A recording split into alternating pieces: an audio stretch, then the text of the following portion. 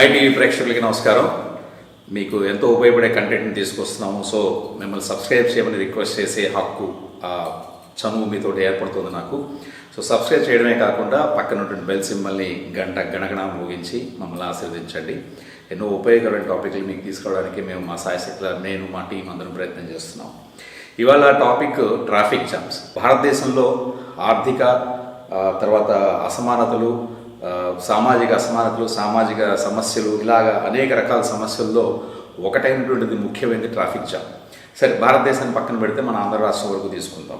ఆంధ్ర రాష్ట్రంలో ముఖ్యంగా విజయవాడ, గుంటూరు, తిరుపతి, విశాఖపట్నం, రాజమండ్రి, కాకినాడ ఇలాంటి పట్టణాల్లో, ఇంకా అమలాపురం లాంటి టౌన్స్లో ఎక్కడ చూసినా సరే పెనుభూతం ఏంటంటే ట్రాఫిక్ జామ్.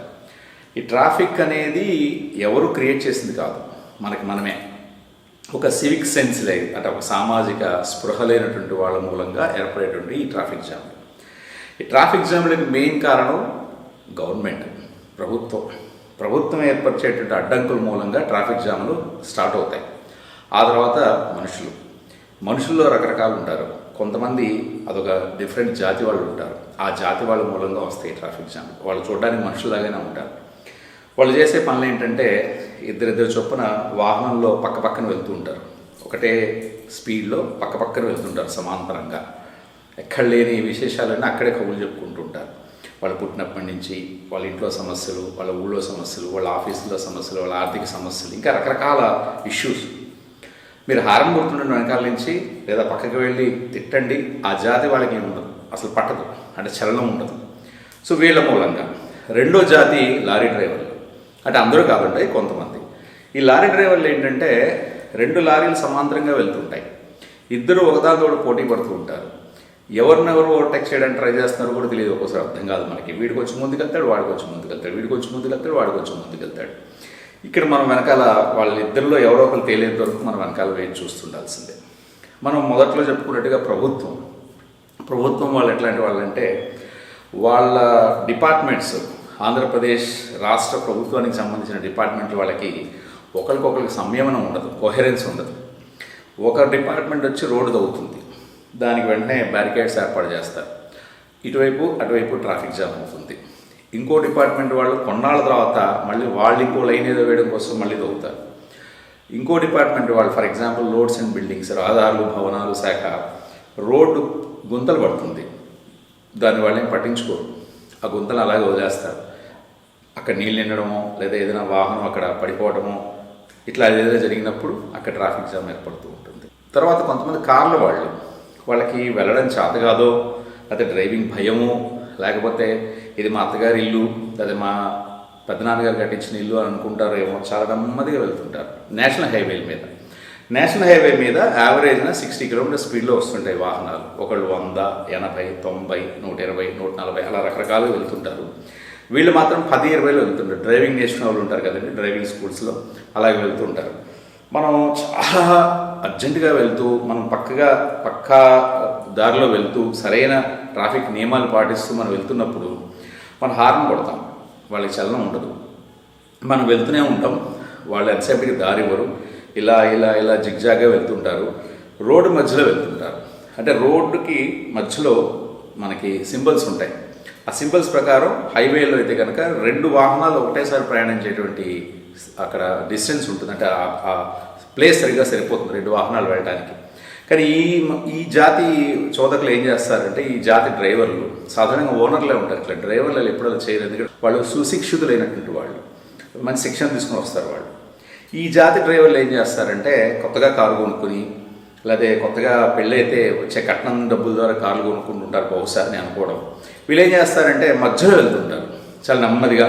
పక్కన వైఫ్ తోటో, లేకపోతే అమ్మ నాన్నతోటో, లేకపోతే ఫ్రెండ్స్ తోటో అలా కబుర్లు చెప్పుకుని కూలింగ్ గ్లాస్ పెట్టుకొని ఏదో సరదాగా వెళ్తుంటారు. అంటే రోడ్డు వాళ్ళ ఎస్టేట్ లాగా అన్నమాట, అంటే వాళ్ళ ఆస్తి లాగా. ఆ వెళ్ళేటువంటి క్రమంలో మన వెనకాల నుంచి డిస్టర్బ్ చేస్తే, హార్న్ కొడితే వాళ్ళు మనం ఇంకా తినేసేట్టు చూస్తారు, వీళ్ళది చంపేట్టుగా చూస్తారు. వాళ్ళు నేషనల్ హైవే మీద వాళ్ళ భార్యలకి ముచ్చటగా డ్రైవింగ్ నేర్పిస్తూ ఉంటారు. అంటే ఫర్ ఎగ్జాంపుల్ హైదరాబాద్ నుంచి విజయవాడ వస్తున్నారు అనుకోండి, చౌటుప్పల్ దాటిన తర్వాత వాళ్ళ భార్యకి డ్రైవింగ్ ఇస్తారు. కొంతమంది అయితే హైదరాబాద్ ఎల్బీ నగర్ నుంచే స్టార్ట్ చేస్తారు, అయితే విజయవాడ ఇబ్రహీంపట్నం నుంచే స్టార్ట్ చేస్తారు. వాళ్ళ భార్యలకు కానీ వాళ్ళ పిల్లలకు కానీ అప్పుడప్పుడే డ్రైవింగ్ నేర్చుకుంటుంటే వాళ్ళకి వీళ్ళ ముచ్చట, ప్రేమ, అనురాగం, ఆప్యాయత అంతా భార్యకి హైవే మీద డ్రైవింగ్ ఇవ్వడం ద్వారా చూపించుకుంటూ ఉంటారు. వాళ్ళ ముచ్చట్లు అచ్చట్లు ఇంటికి చూపించుకుంటే బాగుంటుంది, కానీ ట్రాఫిక్ జాములు చేస్తే ఏం బాగుంటుందండి. సో వీళ్ళు ఒక జాతి. ఇంకా అన్నిటికంటే ఒక నికృష్టమైన జాతి ఒకటి ఉంది. డ్రైవింగ్ విషయాన్ని కనుక మనం పరిగణించేట్లయితే ఈ డ్రైవింగ్ విషయంలో, వెహికల్స్ విషయంలో, ట్రాఫిక్ జామ్స్ విషయంలో ఇంకో పెద్ద జాతి ఉంటుంది, అంటే నికృష్టమైన జాతి. ఆ జాతి ఏంటంటే రోడ్డు పక్కన పూలు కొనుక్కోవడానికి చాలా రద్దీగా ఉండే ప్రాంతాల్లో ఇటువైపు వెండర్స్ ఉంటారు. అరటిపళ్ళ వాళ్ళు, పూల వాళ్ళు, కొబ్బరి బొండల వాళ్ళు, మామిడి పళ్ళ వాళ్ళు, రకరకాల వెండర్స్ ఉంటారు. ముఖ్యంగా అమలాపురం లాంటి పట్టణాలు చెప్తున్నాను, గుంటూరు లాంటి పట్టణాల్లో చెప్తున్నాను, విజయవాడ లాంటి పట్టణాల్లో చెప్తున్నాను. ఈ కాళేశ్వరం మార్కెట్, లేకపోతే గుంటూరు నార్త్ సెంటరు, లేకపోతే అమలాపురం గడియారం స్తంభం సెంటరు, ఇట్లా కాకినాడ గాంధీనగరం ఇట్లాంటి ఏరియాలు, రామారావుపేట ఇట్లాంటి ఏరియాలో రోడ్డుకి ఇరుపక్కల వెండర్స్ ఉన్నటువంటి ప్రాంతాల్లో వీళ్ళు రోడ్డు మధ్యలోంచి వెళ్తుంటారు. వెళ్ళినప్పుడు అక్కడ కొనడానికి ఏదైనా కొనాల్సి వస్తే కారు అక్కడే ఆపేస్తారు. వాళ్ళకి వెనక, ముందు, పక్కన ఇంకా మనతో పాటు వేరే మనుషులు ఉన్నారనేటువంటి స్పృహ ఉండదు వాళ్ళకి. మనం ఎన్నిసార్లు హారం కొట్టినా సరే రౌద్రంగా చూస్తారు. ఇంకా ఏ ఎమ్మెల్యే తాలూకు మనిషో, లేకపోతే ఆ టౌన్ సిఏ తాలూకు మనిషో, లేకపోతే ఆ లోకల్ ఏది చోట మోటా లీడర్ తాలూకు మనుషులు అయితే అసలు వాడు ఇంకా నేను సాక్షాత్ ప్రధానమంత్రి, నన్నే నువ్వు ఇలా చూస్తావు అన్నట్టుగా చూస్తుంటాడు వాడు. ప్రభుత్వం ఎన్ని రకాల ప్రయత్నాలు చేస్తుందో చేయట్లేదు నాకైతే తెలియదు, కానీ ఈ ట్రాఫిక్ విషయంలో మాత్రం ప్రతి స్టేట్ గవర్నమెంట్ అటర్ ఫ్లాప్ అవుతుంది. ఎవరిని కదిలించినా సరే వాళ్ళు మళ్ళీ ఎవరో ఏదో లీడర్ చేత ఫోన్ చేయిస్తుంటారు, ప్రతిపక్షం వాళ్ళ చేత కానీ, అధికార పక్షం వాళ్ళ చేత కానీ, పోలీస్ డిపార్ట్మెంట్ వాళ్ళ చేత కానీ. సో ఈ ట్రాఫిక్ కష్టాల నుంచి మనుషులు బయటపడడానికి మార్గం ఏమి లేదా అంటే మార్గం ఉంది. ఎవరైనా స్పందించి లాయర్లు దీని మీద కేసులు వేయాలి. వన్ వే ట్రాఫిక్లో ఎదుర్కొండా వచ్చేటువంటి టూ వీలర్స్ వాళ్ళని నిరోధించడానికి కొత్త చట్టం తీసుకురావాలి. అలా ఎదుర్కొండా వచ్చేవాళ్ళు ఆపోజిట్ డైరెక్షన్లో వస్తే, అంటే రాంగ్ రూట్లో వస్తే వెహికల్ సీజ్ చేసి సంవత్సరం వరకు ఇవ్వము, అలాంటి చట్టాలను తీసుకురావాలి. Drunk and drive, triple riding, licence లేకుండా నంబర్ ప్లేట్లు వెనకాల బాక్స్ అని ఉంటుంది. చాలా చోట్ల చాలా వెహికల్స్ చూస్తుంటాం మేము. వాటి ఏం చేయాలి అంటే ఏ జైల్లో పెట్టాలి? బాస్ ఏంటి? ఎవరికి బాసు? ఎవరి బాసు? ఎవరికి వాడే బాసు, ఎవరి స్టోరీకి వాడే బాస్. నంబర్ ప్లేట్ సరిగ్గా తెలియకపోతే రేపొద్దున ఎవరైనా గుద్దినా, లేకపోతే ఏదైనా యాక్సిడెంట్ చేసినా, లేకపోతే నీ కారు తగలబడిపోయినా ఎలా ఐడెంటిఫై చేస్తామండి? ఇంకా కొంతమంది ప్రబుద్ధులు ఉంటారు, వాళ్ళ నాయకుల పేర్లు, ఫోటోలు రాసుకుంటారు నెంబర్ ప్లేట్ల మీద. పోలీసులు ఏం చేయరు. ప్రభుత్వాలు మారినా పోలీసుల్లో మాత్రం ఈ విషయంలో పెద్ద చలనమే ఉండదు. కరాచీ బేకరీ లాంటి చోట్ల, లేకపోతే పెద్ద పెద్ద టిఫిన్ సెంటర్స్, పెద్ద పెద్ద హోటల్స్, విజయవాడ తీసుకుంటే కనుక రాఘవయ్య పార్క్ ఎదురుకుండా సత్యసాయి టిఫిన్ సెంటర్ సంథింగ్ ఏదో ఉంది, అక్కడ నరకం ట్రాఫిక్. అటు నుంచి బస్సులు వస్తాయి, మెయిన్ రోడ్ అది. రాఘవయ్య పార్క్ ఎదురుకుండా అంటే Vijayawada heart of the city. అక్కడి నుంచి బస్సులు వస్తుంటాయి, కార్లు వస్తుంటాయి, టూ వీలర్స్ వస్తుంటాయి, ఆటోలు, రిక్షాలు, పాదచారులు, ఇవన్నీ కూడా ఆ ఉన్నటువంటి ప్లేస్లో సగం హోటల్ వాడు ఆక్యుపై చేస్తే సగంలోనే మాత్రమే మనం వెళ్ళాలి. చాలా సందర్భాల్లో అంటే పీక్ అవర్స్లో టిఫిన్ చేయడానికి వచ్చిన వాళ్ళ వెహికల్స్ మూలంగా బస్సులు అయిపోతుంటాయి, కార్లు అయిపోతుంటాయి. పోలీసులు రారు, పోలీసులు పట్టించుకోరు. సో అదొక జాతి, ఆ ప్రత్యేకమైన జాతి మధ్యలో మనం కూడా ఉన్నాం కాబట్టి మనుషులు మనం వాళ్ళకి తగ్గట్టుగా ప్రవర్తించాలి, లేదా వాళ్ళు ఎదిరించాలి, ఏదో చేయాలి. మనం ఇందాక అనుకున్నాం కదా ఒక నికృష్టమైన జాతి అని చెప్పి. తప్పు, నేను మర్చిపోయాను. ఇంకో నికృష్టమైన జాతి ఉంది. ఎమ్మెల్యేలు, ఎంపీలు, చీఫ్ మినిస్టర్లు, సరే గవర్నర్లు, నేను చీఫ్ జస్టిస్ని వాళ్ళని కొంచెం గౌరవిద్దాం, ఎందుకంటే వాళ్ళు ఎంతో అవసరం మనకి, రాష్ట్రానికి కానీ దేశానికి కానీ. వీళ్ళు వచ్చినప్పుడు నరకం. రోజువారీ కష్టపడి, రోజువారీ కూలీతోటో, రోజువారీ ఆదాయంతోటో బతుకు వెళ్ళదీస్తున్నటువంటి వాళ్ళ సంఖ్య వేలల్లో ఉంటుంది. ప్రతి ఊర్లో, ప్రతి జిల్లాలో, ప్రతి మండలంలో, ప్రతి రాష్ట్రంలో. ఈ రోజువారీ పనులు వెళ్ళే వాళ్ళకి ఈ మంత్రులు, ముఖ్యమంత్రులు, వాళ్ళ వందిమాగతులు వీళ్ళు సై సై సై అనుకుంటూ హారలు వేసుకుని వెళ్ళేటప్పుడు వాళ్ళు పడుతున్న కష్టాలు మామూలుగా. అసలు రాజ్యాంగంలో ఏం రాసింది, అసలు మనకి చట్టాలు ఏం చెప్తున్నాయి అనేది ఎవడు ఇంకా మర్చిపోయి చాలా సంవత్సరాలు అవుతుంది. పోలీసులు చేసే హడావుడి మామూలుగా ఉండదు. ఆయన ఎవరో మంత్రి గారు బయలుదేరడానికి ముందు, ఆ ముఖ్యమంత్రి గారు బయలుదేరడానికి ముందు అరగంట 30 గంట ముందు నుంచి మొదలవుతుంది.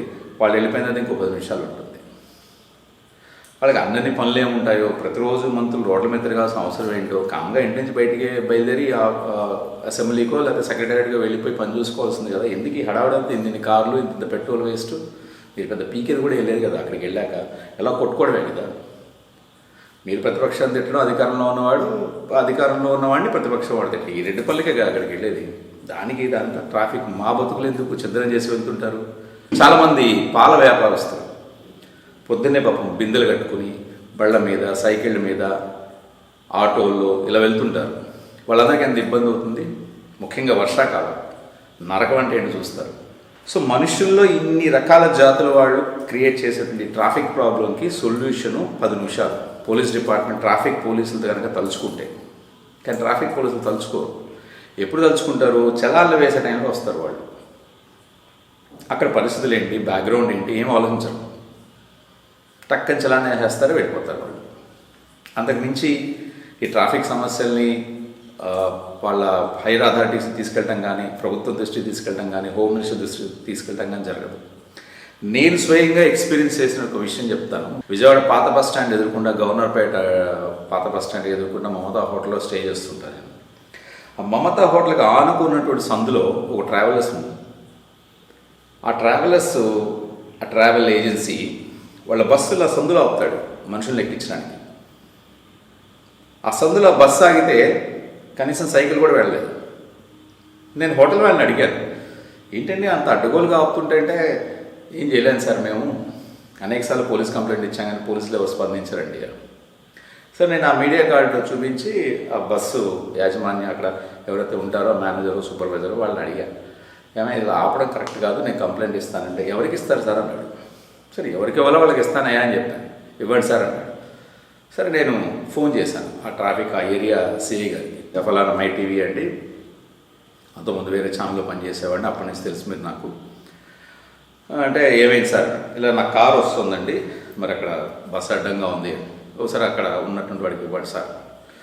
ఇస్తే అతను మరి ఏం చెప్పాడు తెలియదు. వాడు జిడ్డుగాడరా, వాడు వదలడు అని చెప్పాడు. మరి అది ఏం చెప్పాడు తెలియదు. బస్సు అలా కొంచెం వెనక్కి తీసి నా కారు హోటల్లోకి వెళ్ళేదాకా ఉండి మళ్ళీ పెట్టాడు. సో దౌర్జన్యం చేసేవాడితో దౌర్జన్యం చేస్తేనే మనం గెలుస్తాం. మెత్తగా నెమ్మదిగా మాట్లాడి మా గౌరవ మర్యాదలతో మాట్లాడితే పనులు అవ్వవు. కానీ అలా ఎంతమందితో మనం కొట్లాడతాం? అలా ఎంతమంది కొట్లాడగలరు? సరే మాకంటే ఏదో మీడియా కార్డు ఉంటుంది కాబట్టి మేము ఏదో ఆ కార్డు చూపించి ఏదో పని కానిస్తుంటాం. ఈ నికృష్టమైన జాతుల్లో ఇంకో సబ్ డివిజన్ ఉంటుంది. అంటే క్లాస్ 1, 2, 3 లాగా ఎనెక్ష్యూస్ లాగా ఇంకొక నికృష్టమైన జాతి ఉంది. వాళ్ళు సైలెన్సర్లు తీసిపోతుంటారు. బళ్ళకి సైలెన్సర్లు తీసేసి వెళ్తుంటారు రోడ్ల మీద. పొల్యూషను, సౌండ్ పొల్యూషను, ట్రాఫిక్ అంతరాయాలు. సో ఇప్పటికైనా సరే మనకి ఒక మహిళ హోమ్ మినిస్టర్గా ఉన్నారు ప్రస్తుతానికి ఆంధ్రప్రదేశ్ రాష్ట్రానికి, గౌరవనీయులు వంగలపూడి అనిత గారు. ఆవిడ కొద్దిగా ప్రతిపక్షాల వాళ్ళ సమస్యలు, ప్రతిపక్షాలు విమర్శించడాలు, ఆ ఎజెండా నుంచి కొద్దిగా బయటకు వచ్చి ఆవిడ కనుక ఈ ట్రాఫిక్ సమస్యలు కొంచెం పట్టించుకుంటే ప్రజలకు కొంత ఉపశమనం కలుగుతుందనేది మా ఆలోచన, మా నమ్మకం. ఈ ట్రాఫిక్ సమస్యల నుంచి మిగతా సమస్యల నుంచి గవర్నమెంట్ ఎలాగో పెద్దగా ప్రజల్ని రక్షించే కార్యక్రమాలను చేయట్లేదు. కనీసం ఈ ట్రాఫిక్ సమస్యల నుంచి అయినా సరే ప్రజల్ని కాస్త గట్టెక్కించాలని మై టీవీ తరఫు నుంచి మేము విన్నవించుకుంటున్నాం. Thank you.